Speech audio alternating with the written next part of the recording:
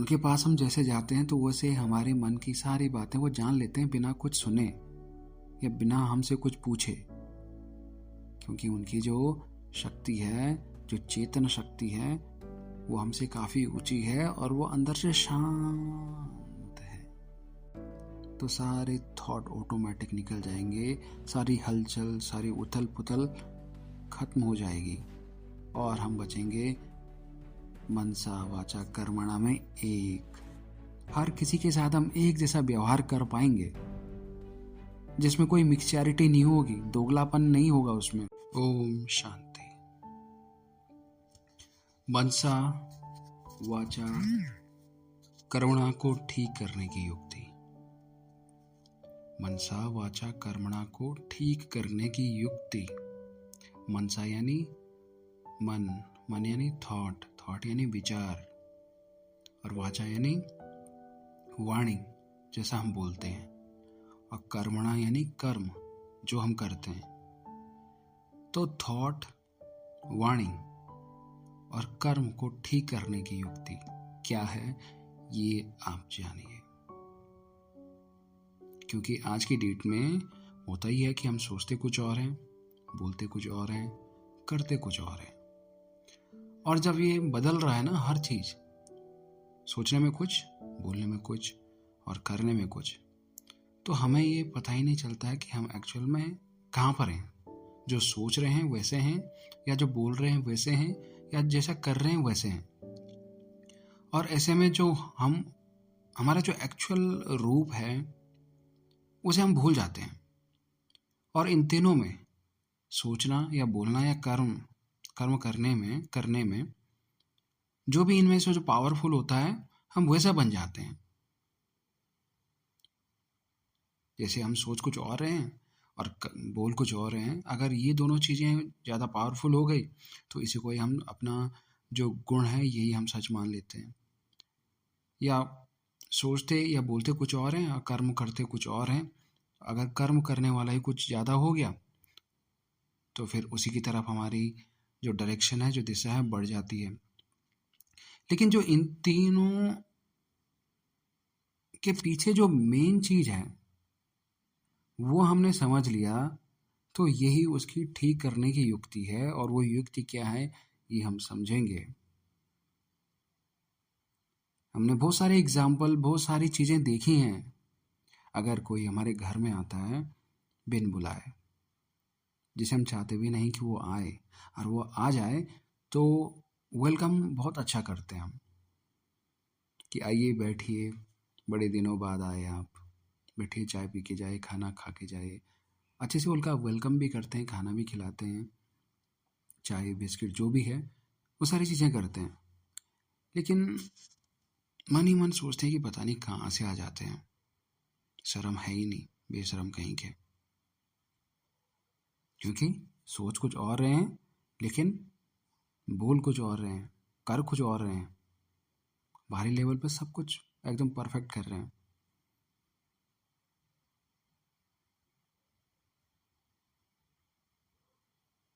और इवन रुकने तक के लिए भी बोलते हैं कि आज रुक जाइए, कल चले जाना।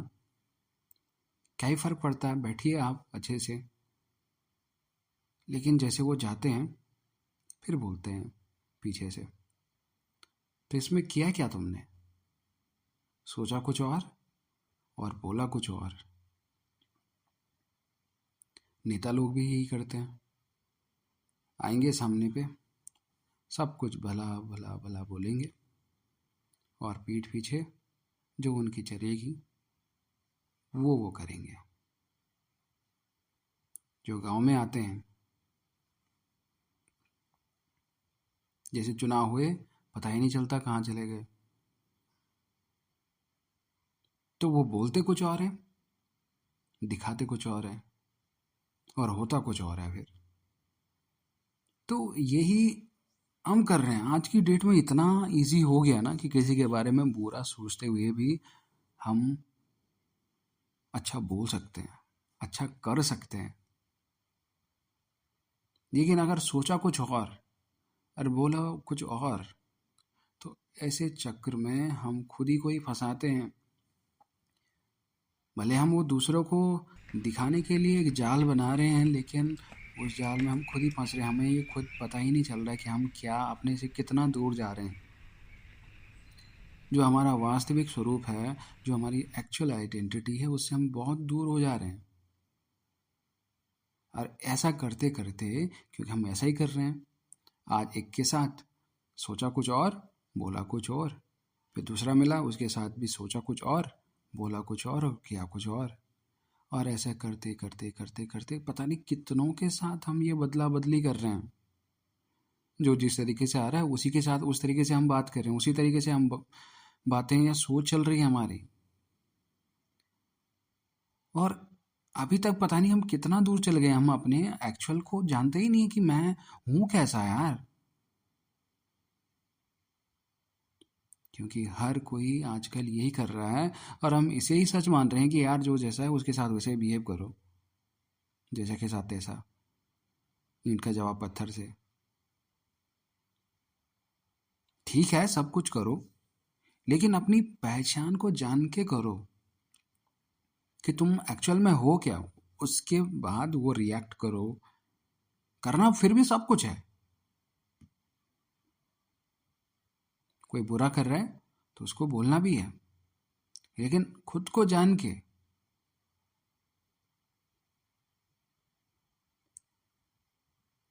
दूसरे के चक्कर में तुम्हारी तो एक्चुअल पहचान ही कहीं गुम हो चुकी है कि तुम हो कौन एक्चुअल में। कि जैसे सोच रहे हो वो हो तुम, या जो बोल रहे हो वो हो तुम, या जो कर रहे हो वो हो तुम। ये हमें पता ही नहीं चल रहा है। और जब ये पता ही नहीं चलता है तो फिर हम एक जाल में फंसे रहते हैं, कभी कुछ कभी कुछ। काश ऐसा हो कि जैसा हम सोचें वैसा ही बोले, और जैसा बोले वैसा ही करें। इसे बोलते हैं मनसा वाचा कर्मणा में एक होना।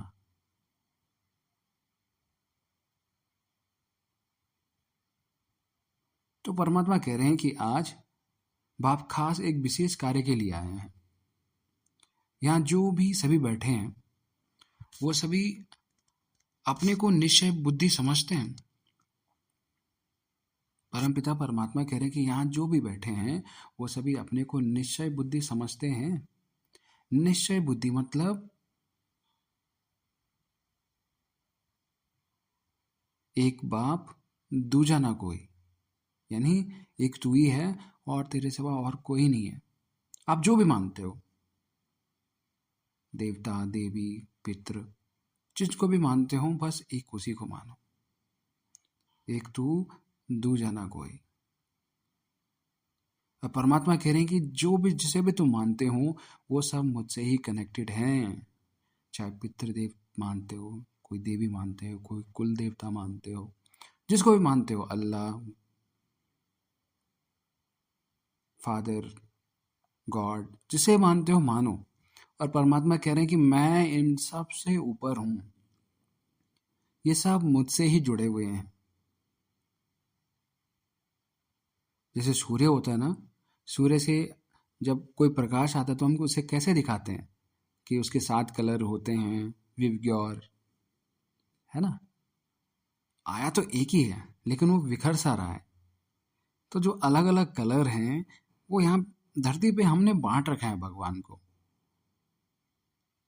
और जो वो कलर हैं वो सब जुड़ के उस सूरज की तरफ ही जा रहे हैं। तो वो सूरज है परमात्मा, परमपिता परमात्मा। और वहीं से सारे ये कलर हैं।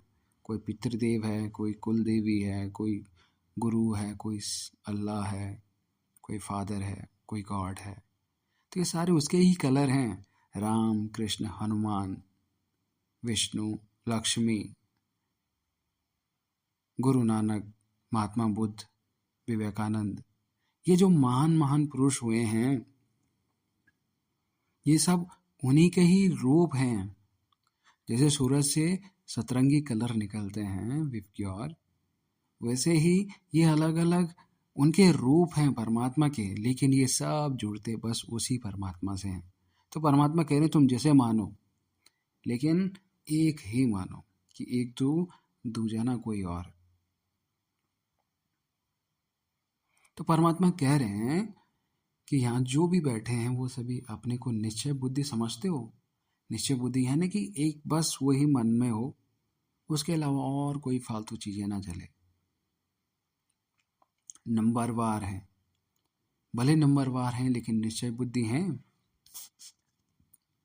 नंबरवार यानी किसी में कुछ ज्यादा, किसी में कम।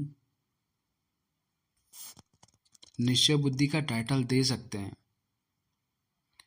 निश्चय में नंबर होते हैं या पुरुषार्थ में नंबर होते हैं?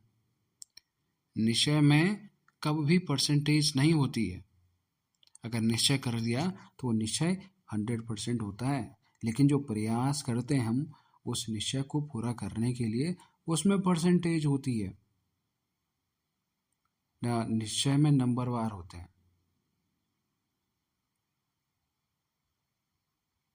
पुरुषार्थ की स्टेज में नंबर हो सकते हैं, निश्चय बुद्धि में नंबर नहीं होते। वो तो है निश्चय या संशय। निश्चय में अगर जरा भी संशय है, चाहे मनसा में, चाहे वाचा में या फिर कर्मणा में, लेकिन मनसा का एक भी संकल्प संशय का है तो संशय बुद्धि कहेंगे। अगर निश्चय है परमात्मा में और परमात्मा की हर एक बात में, तो फिर मनसा वाचा कर्मणा में हम एक हो जाएंगे। लेकिन अगर उस निश्चय में भी संशय है कि हम सोच कुछ और रहे हैं, बोल कुछ और रह रहे हैं, कर्म कुछ और कर रहे हैं, तो फिर निश्चय बुद्धि या संशय बुद्धि कहे जाएंगे, बट निश्चय बुद्धि नहीं कहे जाएंगे। तो उन सब में एक होना है। कैसे?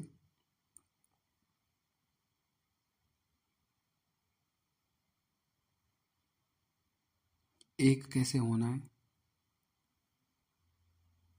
ऐसे निश्चय बुद्धि सभी हैं। निश्चय बुद्धि की परख, मुख्य परख कौन सी है? उनका क्या गुण होता है जो निश्चय बुद्धि होते हैं? निश्चय बुद्धि का गुण क्या होता है? परखने की कोई बात, मुख्य बात क्या है? उनको किस तरीके से परख सकते हैं? आपके सामने कोई नया आए, उनकी हिस्ट्री आदि आपने सुनी नहीं है, उनको कैसे परख सकेंगे? वाइब्रेशन आएगा, एक तरंग आएगी।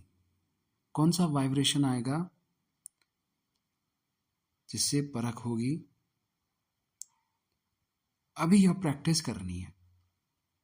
जैसे महात्मा लोग होते हैं, बड़े महात्मा लोग, उनके पास हम जैसे जाते हैं तो वैसे हमारे मन की सारी बातें वो जान लेते हैं, बिना कुछ सुने या बिना हमसे कुछ पूछे। क्योंकि उनकी जो शक्ति है, जो चेतन शक्ति है, वो हमसे काफ़ी ऊंची है और वो अंदर से शांत है। इसीलिए वो हमारे मन की हलचल को पहचान लेते हैं, हमारे मन की उथल पुथल को पहचान जाते हैं और हमसे पहले आने से पहले ही, हमारे बोलने से पहले ही सब कुछ बता देते हैं कि ये है, ये है। और उनके पास बैठने से ऐसा लगता है कि शांति है, क्योंकि उनके मन, विचार और कर्म एक हो चुके हैं। जो वो सोचेंगे वो बोलेंगे और जो वो बोलेंगे वो करेंगे। तो तीनों चीज़ों में अगर एकता है, यूनिटी है, तो फिर फालतू विचार आएंगे ही नहीं। फालतू विचार तो तभी आते हैं ना जब सोच कुछ और रहे हैं, बोल कुछ और रहे हैं और कर कुछ और रहे हैं। तो तीनों चीज़ों में कितनी मशक्क़त करनी पड़ रही है कि हाँ, अंदर ये चल रहा है, मुझे बाहर ये बोलना है, मैं कर ये रहा, मैंने बोल तो दिया यही है बट मुझे करना ये है। तो फिर कितनी जगह सोचना पड़ेगा और हर एक एक में पॉजिटिव नेगेटिव तुम्हें सोचना पड़ेगा। और ये भी सोचना पड़ेगा कहीं मेरी पोल ना खुल जाए, कहीं मैं कुछ और ना बोल दूं। और इतनी कसमकश चलती है ना कि कभी कोई गुस्सा दिला देता है ना तो मुंह से अवाक निकल जाता है कुछ भी जो बोलना नहीं चाह रहे थे, लेकिन आ गया अचानक से। फिर बोलने के बाद पता चलता कि अबे यार, मैंने ये क्या बोल दिया। या किसी पे गुस्से में हाथ ही उठा देते हैं और बाद में जब पता चलता है कि यार क्या कर दिया, हाथ उठाने से किसी की जान चली गई या किसी को कोई चोट, गहरी चोट लग गई, तब पता चलता है कि यार ये मैंने क्या किया, ये तो मैं चाहता ही नहीं था, ये मैं बोलना ही नहीं चाहता था, ये कहाँ से आ गया, कहाँ था ये चीज़, जो कहीं थी नहीं, ये अंदर ही थी, लेकिन तुमने इतनी उथल पुथल कर रखी है कि तुम्हें पता भी नहीं चल रहा कि तुम्हारे अंदर क्या कचरा जमा भरा हुआ है। लेकिन जैसे ही एक मनसा वाचा कर्मणा में एक हो जाएंगे तो फालतू थॉट तुम्हारे ऑटोमेटिकली रिमूव हो जाएंगे। जैसे पानी की बोतल है ना, पानी की बोतल अगर उसमें पानी है, उसमें कंकड़ पत्थर भी है, गंदगी वाला पानी भी है, मिट्टी वाला पानी भी है, लेकिन अगर एक पानी का पाइप उसमें डालो और नलका खोल के उस पानी के पाइप को अंदर डालो बोतल में, तो धीरे धीरे सारी गंदगी उस बोतल से निकल जाएगी और लास्ट में एक टाइम ऐसा आएगा कि इसमें केवल शुद्ध पानी ही बचेगा। ठीक वैसे ही अगर हमारे मनसा वाचा कर्मणा में सब एकता आए तो सारे थॉट ऑटोमेटिक निकल जाएंगे, सारी हलचल, सारी उथल पुथल खत्म हो जाएगी और हम बचेंगे मनसा वाचा कर्मणा में एक। और वही एक साधु की तरह ही हमारी फीलिंग्स होगी, जो विचार होगा वो 100% उसमें कंसंट्रेट होगा, जो सोचेंगे वो ही बोलेंगे और वही कर्म में होगा। और ऐसा रहता है तो फिर क्या होता है, हम किसी की भी परख को जान सकेंगे, किसी को भी परख सकेंगे कि वो क्या बोलना चाह रहा है। और इससे हमारी क्या होगी, हमारी चेतना का विकास होगा, हमारी आत्मिक शक्ति का विकास होगा। हर किसी के साथ हम एक जैसा व्यवहार कर पाएंगे, जिसमें कोई मिक्सचैरिटी नहीं होगी, दोगलापन नहीं होगा उसमें। आज इसके साथ ऐसा बोल दिया, कल उसके साथ दूसरा कुछ और बोल दिया, नहीं, सबके साथ हम एक तरीके से रहेंगे। जैसे एक छोटा बच्चा होता है यार, छोटा बच्चा कैसा होता है, वो सबके साथ एक जैसा रहता है, सबके साथ एक जैसे स्माइल करता है, उसके दिल में कोई भी छल कपट नहीं होता है। उसे किसी ने मार दिया और कुछ टाइम बाद वही आदमी उसके सामने हो तो उसको याद नहीं रहता है कि यार इसने मुझे मारा था, इसके साथ मुझे कुछ बुरा करना है या इसके साथ भी इसको भी नुकसान पहुंचाना, नहीं, वो सब सबके साथ एक जैसा ही है। उसके हाथ में कोई अगर प्यारी सी चीज़ है, उसकी पसंद की चीज़ है, उसको छीन लो और बोल दो कि हाँ मैंने फेंक दिया, वो थोड़ा सा रोएगा फिर शांत हो जाएगा, लेकिन वो रखेगा नहीं कि हाँ इसने मेरे हाथ से चीज़ छीनी थी, वो याद नहीं रखेगा, वो याद रहता ही नहीं है उसका। तो वो ऐसा नहीं कि वो बच्चा है तो ऐसा है, हमारा रियल संस्कार या हमारी जो रियल प्रवृत्ति है वो वही थी। लेकिन धीरे धीरे धीरे टाइम आते आते आते आते हमने इतनी चीज़ें अपने अंदर, इतनी गंद फैला दी है कि उसी में ही हम घुस गए हैं। जैसे कीड़ा होता है ना, वो गंदगी में अपना मुंह मारता रहता है, अंदर जाता रहता है। ये हमने कर दिया खुद के साथ।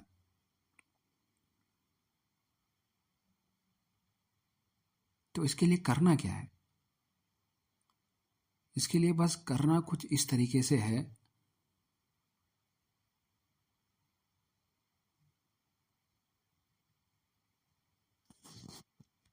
परमात्मा कह रहे हैं, ये हम पहचान सकेंगे कि कौन किस लिए आया है और सबके साथ हम एक जैसा व्यवहार कर पाएंगे।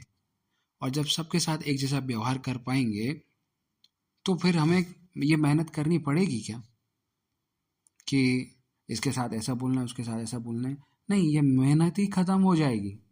और जब ये मेहनत ही ख़त्म हो जाएगी तो फिर कितना आसान हो जाएगा।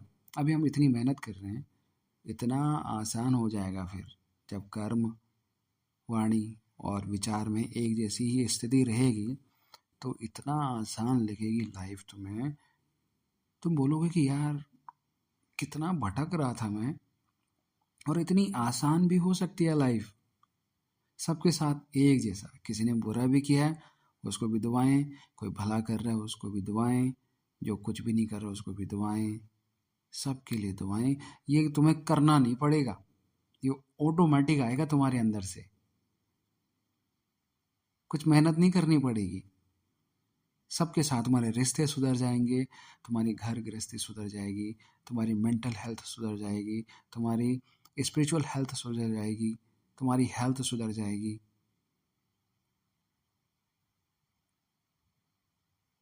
सब कुछ सुधर जाएगा और तुम्हें पता भी नहीं लगेगा कि लोग किस तरीके से तुमसे जुड़ रहे हैं।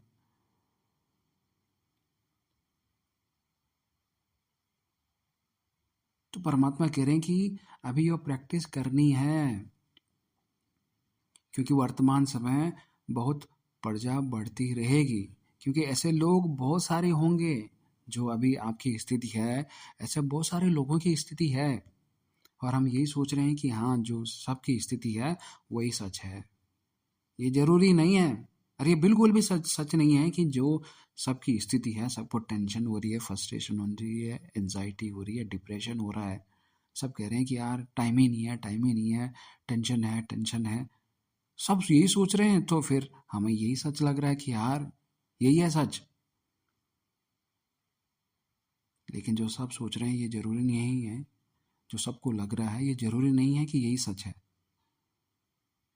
जो भेड़िए होते हैं ना, भेड़िए नहीं, जो भेड़ होती हैं, भेड़ बकरी, वो एक झुंड में चलती हैं। अगर एक कूद रही है तो सब कूदेंगे, सबको लगता है कि यहीं से रास्ता है।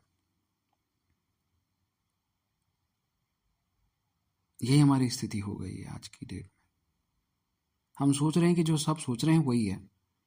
एक पैशन बन गया है कि हाँ शादी ब्याह या कोई फंक्शन है उसमें दारू नहीं पी तो लगता है कि यार क्या ही फंक्शन है। अगर कोई नहीं पीता तो हमें लगता है कि यार ये कैसे पॉसिबल हो सकता है कि ये बिना दारू पिए एंजॉय करेगा। वो सोच ही नहीं सकते हैं कि ऐसा भी है, हमारा एक्चुअल नेचर यही था। लेकिन आज का पैशन इतना ये ग्रो हो गया कि हर दूसरे को हम देख रहे हैं कि यार फंक्शन यानी कि दारू नशा कुछ ना कुछ करना पड़ेगा तभी वो इन्जॉयमेंट हो पाएगा, नहीं तो लोग बोलते हैं कि यार क्या चूतियों की तरह तू वहाँ पे खड़ा है। लेकिन हमें अपनी वास्तविक पहचान समझनी होगी कि हम कौन हैं।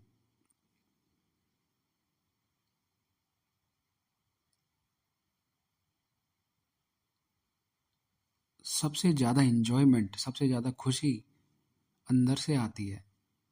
बाहर से सब ये टेम्परेरी चीज़ें हैं।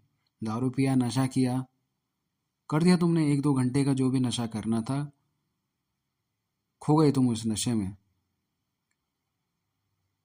कल से फिर से वही नशा तुम्हें करना पड़ेगा वो इन्जॉयमेंट लाने के लिए।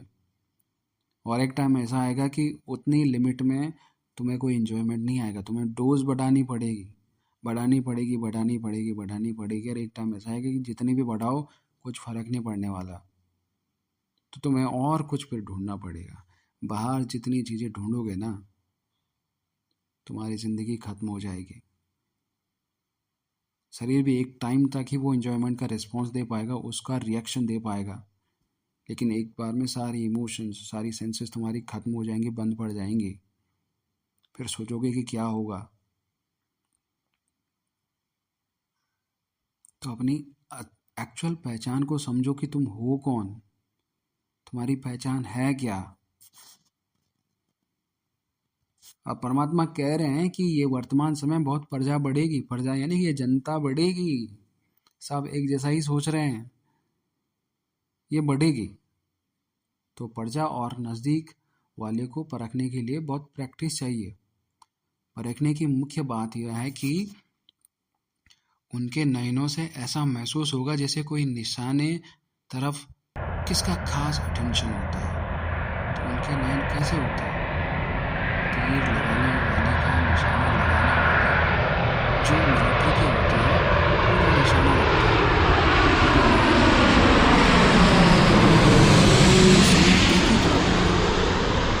तो जो ऐसा निश्चय बुद्धि पक्का होगा उनके चेहरे से ऐसे महसूस होगा जैसे कि कोई निशानबाज है। आप लोगों का मुख्य शिक्षा आप लोगों की मुख्य शिक्षा मिलती है। एक निशान को देखो, यानी बिंदी को देखो। तो वो परमात्मा क्या है? बिंदी स्वरूप है, बिंदु स्वरूप। तो बिंदी को देखना भी निशान को देखना है। तो निश्चय बुद्धि की निशानी क्या होगी? पूरा निशाना होगा। निशान जरा भी हिल जाता है तो फिर हार हो जाती है। निश्चय बुद्धि के नयनों से ऐसे महसूस होगा जैसे देखते हुए भी कुछ और देखते हैं। उनके बोल भी वही निकलेंगे। यह है निश्चय बुद्धि की निशानी। निशानबाज की स्थिति नशे वाली होती है। तो निश्चय बुद्धि की परख है निशाना, और उनकी स्थिति नशे वाली होगी, यानी कि एक ही रंग में वो रंगे होंगे, एक ही परमात्मा। यह प्रैक्टिस अभी करो, फिर जज करो हमारी परख ठीक है या नहीं। फिर प्रैक्टिस करते करते परख यथार्थ हो जाएगी। दृष्टि में सृष्टि कहा जाता है ना, तो आप उनकी दृष्टि से पूरी सृष्टि को जान सकते हो। मनसा वाचा कर्मणा तीनों को ठीक करने के लिए सिर्फ 3 अक्षर याद रहें। वो 3 अक्षर कौन से हैं? यह 3 अक्षर रोज मुरली में भी आते हैं। मनसा के लिए निराकारी, वाचा के लिए निरहंकारी और कर्मणा के लिए निर्विकारी।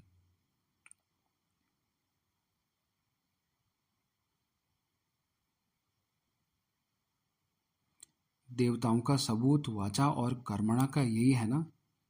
तो निराकारी, निरअहंकारी और निर्विकारी, ये 3 बातें अगर याद रखी तो मनसा वाचा कर्मणा तीनों ही बहुत अच्छे रहेंगे। जितना निराकारी स्थिति में रहेंगे उतना ही निरहंकारी और निर्विकारी भी रहेंगे। विकार की कोई बदबू नहीं रहेगी। यह है मुख्य पुरुषार्थ। ये 3 बातें याद रखने से क्या बन जाएंगे? त्रिकालदर्शी भी बन जाएंगे, और भविष्य में फिर विश्व के मालिक भी। अभी बनेंगे त्रिलोकीनाथ और त्रिकालदर्शी। त्रिलोकीनाथ का अर्थ तो समझा है, जो तीनों लोकों के ज्ञान के सिमरण करते हैं वो हैं त्रिलोकीनाथ, क्योंकि बाप के साथ आप